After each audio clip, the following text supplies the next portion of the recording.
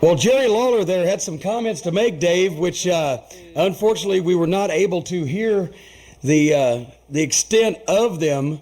But Lawler's always got something to say, and in this match, Lawler taking on bruiser Bob Sweetan in a battle of the pile drivers. Sweetan noted for using the pile driver as his finishing maneuver just as well as Jerry the King Lawler. And Lawler, of course, this was just a few months after he hospitalized Andy Kaufman with a pile driver in Memphis, Tennessee, that he has now traveled to San Antonio, Texas to take on one of the hometown favorites in bruiser Bob Sweetan. You know what's kind of interesting about Lawler? I mean, Lawler got a lot of bookings outside of Memphis because of the publicity of the Andy Kaufman incident, because in those days, nothing in professional wrestling made national publicity.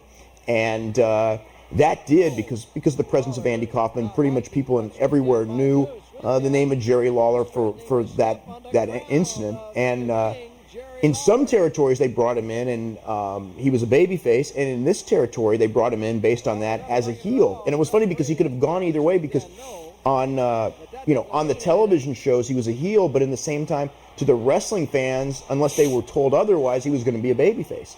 And Lawler is one of the only individuals in wrestling, really, that has that unique ability to be a fabulous heel and a fantastic babyface. He's equally as good at both parts. And of course, Sweetan, who holds the record as one of the ugliest men ever to grace the squared circle, and certainly one of the ugliest top babyfaces in a territory. In fact, in this period in the San Antonio territory, because he was the booker and he booked himself as the top babyface, one of the things that a lot of people used to complain about is we have got the fattest, ugliest top babyface in the history of wrestling.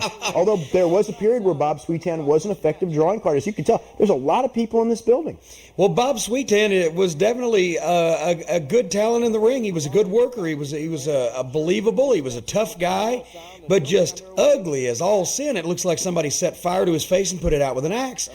But the thing about this match is that, like I said, both guys noted for using the pile driver, and Lawler once again establishes firmly and exactly what the fans are supposed to think of him before the bell even rings to begin this match. Now, I think when we're talking about Jerry Lawler, in Memphis, I think Jerry Lawler, just because of his longevity and everything like that, was probably, although he was a great heel in Memphis, I think he was probably a better babyface. But when he was outside of Memphis, I think he was probably a better heel. Because certainly in the World Wrestling Federation, I mean, with the thing with Bret Hart, and this was late in his career, Jerry Lawler was a phenomenal heel to get that program over as big as it was, because, Jerry Lawler was supposed to be a joke, and he got it over as probably the hottest program in the company at the time. Well, no doubt about it, and also the thing is, Lawler was a better heel in Memphis. However, he was so good as a heel that finally the people began cheering him because they couldn't deny how good Jerry Lawler was. That's how he first became popular in Tennessee. Well, that's the natural evolution of every top heel in an area, actually. Well, Sweetan and Lawler. Oh. I don't know whether you could hear that over the microphone, but Jerry Lawler telling Bob Sweetan, he said he's about as bad as that Andy. Well, Lawler would always be one of his primary offensive weapons would be the microphone, and Lawler would always, using it in a different way. Using it in a different way every time with different material, always something different. He would make it pertinent to the town, the city, the situation, whatever. But he would form the people's opinion of him, whether positive or negative, almost as perfectly as anybody I've ever heard, by using the microphone. And then I've said it before, and I've said it to the aspiring wrestling school students that I have spoken to in the past. Jerry Lawler could get over on the planet Neptune if they didn't even speak English and had never seen a human being. Because Jerry Lawler has a way to adapt to his environment and make sure that he gets the response that's desired no matter what the situation is. This is Jerry Lawler also in his physical prime. He's probably about, I'd say, 32 years old here. Jerry Lawler had, a really long run. I mean, he was, by his early 20s, he was already a main eventer, and that was in that period of time. I mean, there were guys in their early 20s in main events, but they were the exception, certainly not the rule. And certainly, as far as Jerry Lawler goes, he's still active today, although not as active as he was as he's probably been in his entire career, probably the least active these days. I tell you, he's 51 years old right now, and I'd like to be that active when I'm 51, I guess. But here in this match, at the age of 32, he is in his physical prime, and he is so relaxed. And that's another thing. For you aspiring wrestling school students out there, has he taken a deep breath yet? No. He doesn't care. And that's what I tell all the guys who watch films and watch tapes and try to study strategies. Lawler is so relaxed. He's so confident. He's not overconfident. He's just supremely confident. He's in control of the whole situation. He has everybody's emotions in the palm of his hand, and he doesn't even draw a deep breath. In this match, he's using the Larry Zbyszko, the tactics Larry Zbyszko made famous.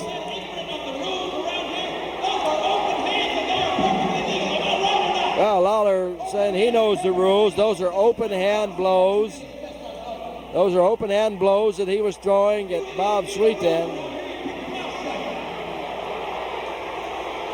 Well, Lawler, once again, boy, I sure do wish the Hemisphere sound system was a little better, because I love to listen to Lawler's monologues. But the fact of the matter is that he could get heat in an ice flow.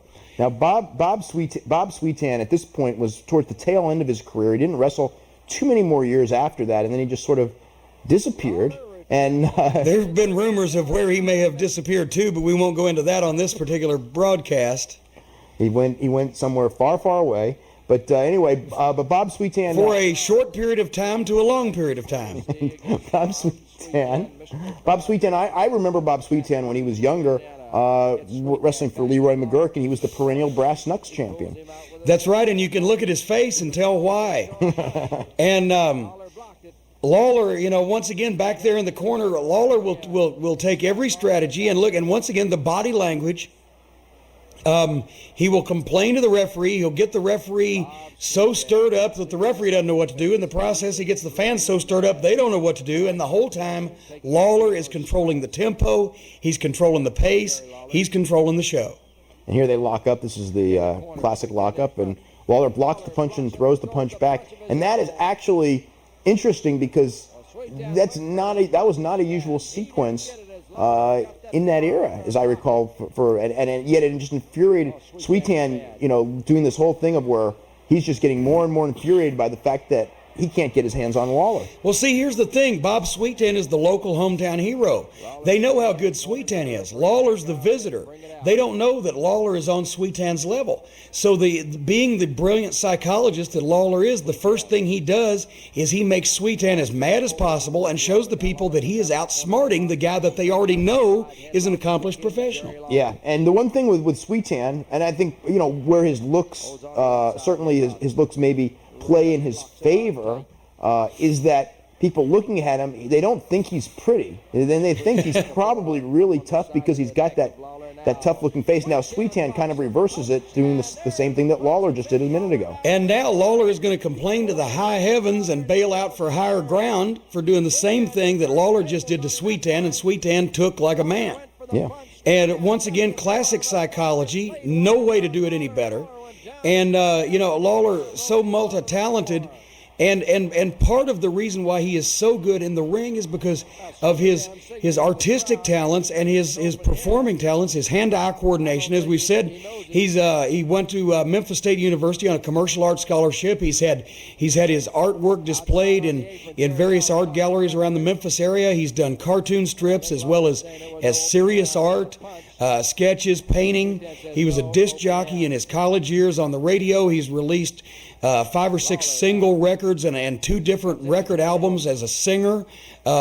He's had his hand. He's dabbled in a little bit of everything, and all that goes back to. He even ran for mayor. And he ran for mayor of Memphis and finished third in a field of 13. He finished third. That's right. So and let's face it, folks, that's not bad. People who have worked for him in the past would take task with some of his payoffs, but the fact of the matter is that Lawler has. He even went to court. He works magic, so he went to court not all that long ago when they were suing him over the sale of the company, and the judge in the trial and his own lawyer thought that he had lost, and he was so confident, and he didn't lose. No, he wouldn't take a settlement because he knew more than his lawyer and the judge. And by gum, he won. And look, Sweetan now trying to go for the pile driver because now at this point, the people know the battle of the pile drivers. They're going to tease going to the pile driver. They're going to try to get the pile driver on at every opportunity. And Lawler is going to bail and get on the bicycle whenever he can to avoid Sweetan. For the first pile driver of the night was blocked by Jerry Lawler as Lawler grabbed the ropes with his Now this is definitely a style of wrestling that you don't see today. Hit those floor back in the house, man. Well, Lawler complaining about the pile driver. Says where he comes from, the pile driver's in the legal hold. Well, Oh, he's complaining that they're using the pile driver because he didn't bring his compass out and doesn't realize he's outside of Tennessee. Yeah, once again, Lawler, even though it's the battle of the pile driver, he's right. The pile driver is illegal in the state of Tennessee, but it's not in Texas. And Sweetan obviously telling Lawler that.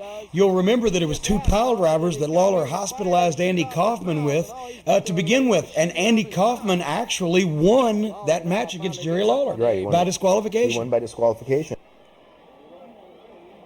And Jerry Lawler ended up in a movie because of it, Man on the Moon.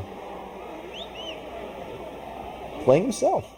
And you know that Jimmy Hart once accused Jerry Lawler of being the one to cause Andy Kaufman's death because of that pile driver could have led to the cancer. No, that was Tux Newman.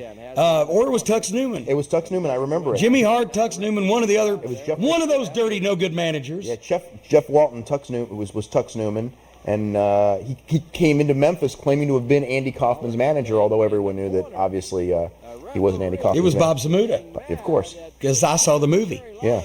Well, Lawler says heck with it. You know, once again, and we keep talking about the master of psychology, the master of timing, the master of pantomime, the master of body language. And the master of stalling in this match. The master of stalling, and once again, he has gotten more out of less than anybody in the business could, especially with an ugly hatchet-faced guy like Bruiser Bob Sweetan.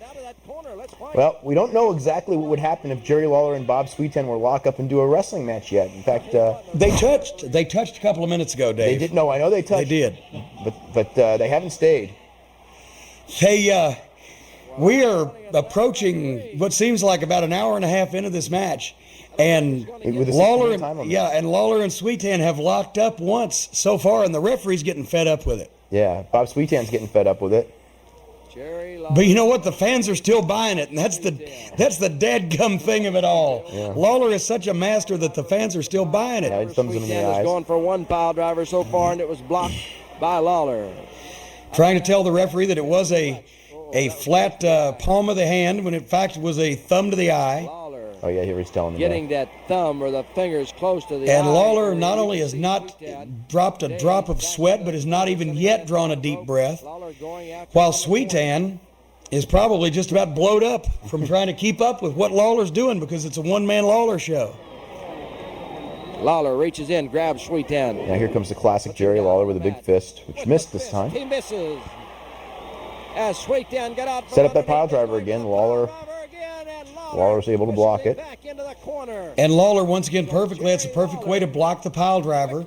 Keep your feet down and drive your man back into the turnbuckle. Everything that Lawler is doing is designed to tell the story of the match exactly the way it should be told.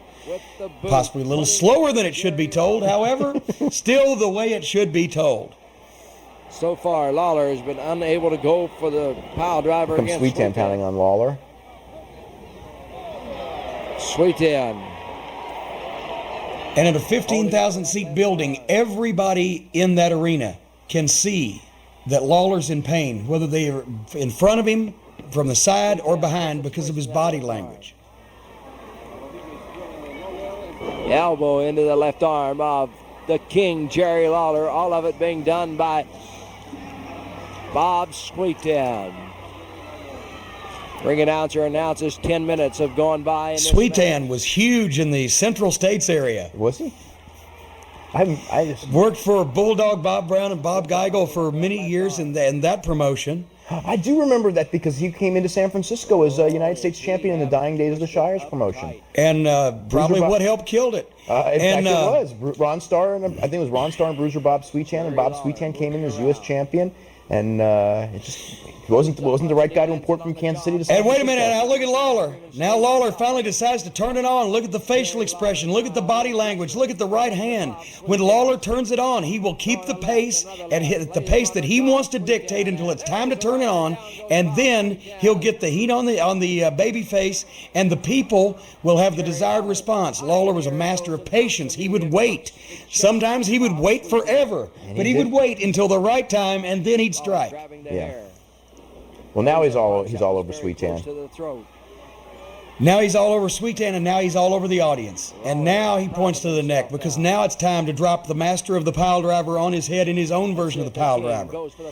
And Sweetan, No way. Sweetan not ready to go for it yet, not softened up enough yet, but that was enough of the tease. So Lawler back up, trying to go back after his man, and Sweetan starts to mount the comeback. Sweetan now with a punch.